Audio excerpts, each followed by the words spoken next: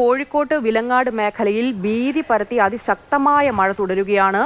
മഞ്ഞച്ചേളിയിൽ നിന്ന് 30ഓളം കുടുംബങ്ങളെ മാറ്റിപ്പാർപ്പിച്ചിട്ടുണ്ട്. വിലങ്ങാട് ടൗൺ പാലം വീണ്ടും വെള്ളത്തിനടിയിലായിരിക്കുകയാണ്. ഉരുൾപൊട്ടൽ നാശം വിതച്ച മേഖലയാണ് വിലങ്ങാട്. നയൻതാര ചേരുന്നുണ്ട് കൂടുതൽ വിവരങ്ങളുമായി. നയൻതാര, ഇപ്പോഴും മഴ ശക്തമായിട്ട് തുടരുകയാണോ? ഈ വിലങ്ങാട് നമുക്കറിയാവുന്നതുപോലെ നേരത്തെ ഒരു ദുരന്തമുഖത്തെ അതിജീവിച്ച മേഖലയാണ്. ഇപ്പോൾ ജാഗ്രതാ നിർദ്ദേശം, മുന്നറിയിപ്പുകൾ എങ്ങനെയാണ്? എന്തൊക്കെ നടപടികൾ ജില്ലാ ഭരണകൂടം ഇതുവരെ കൈക്കൊണ്ടിട്ടുണ്ട്?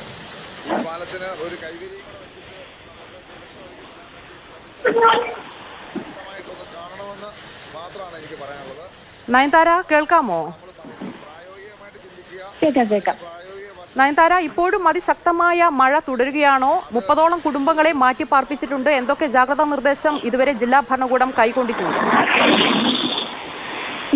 ഇന്ന് പുലർച്ചെയാണ് അതിശക്തമായ മഴ മേഖലയിൽ വിലങ്ങാട് മഞ്ഞച്ചേളി മേഖലയിൽ പെയ്യുന്നത്. നമുക്കറിയാം, കഴിഞ്ഞ വയനാട് ദുരന്തത്തിന്റെ ആ ദിവസം തന്നെയാണ് വിലങ്ങാടും അതേ ദിവസം അതേ സമയം തന്നെയാണ് വിലങ്ങാടും ഇത്തരത്തിൽ ദുരന്തം സംഭവിക്കുന്നത്. ഏകദേശം 114ഓളം വീട് പൂർണ്ണമായും തകർന്നിരുന്നു. അതിൽ ഒരു മരണം മാത്രമായിരുന്നു അന്ന് റിപ്പോർട്ട് ചെയ്തിരുന്നത്. എങ്കിലും വലിയൊരു നാശം തന്നെയായിരുന്നു വിലങ്ങാട് സംഭവിച്ചിരുന്നത്.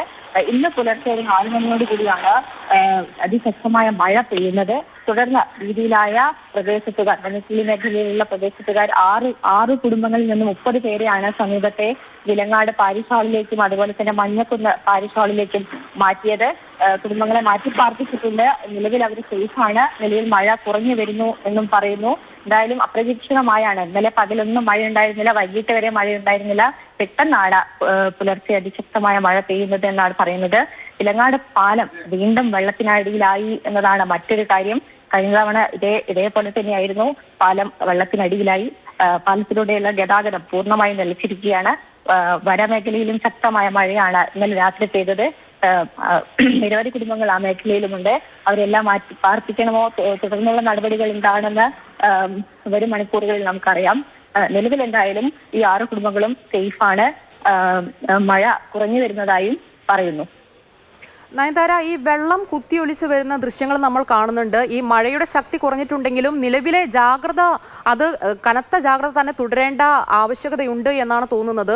ഈ 30 കുടുംബങ്ങളെ അടിയന്തരമായിട്ട് മാറ്റിപ്പാർപ്പിച്ചു. പക്ഷേ മറ്റ് മേഖലകളിലേക്ക് കൂടി ഒരുപക്ഷെ ഏതെങ്കിലും രീതിയിൽ ജാഗ്രത തുടരേണ്ട കാര്യങ്ങൾ ഉണ്ടെങ്കിൽ അവിടെയുള്ള ആളുകളെ കൂടി മാറ്റിപ്പാർപ്പിക്കാനുള്ള നടപടികൾ തുടങ്ങിയിട്ടുണ്ടോ നയൻതാര?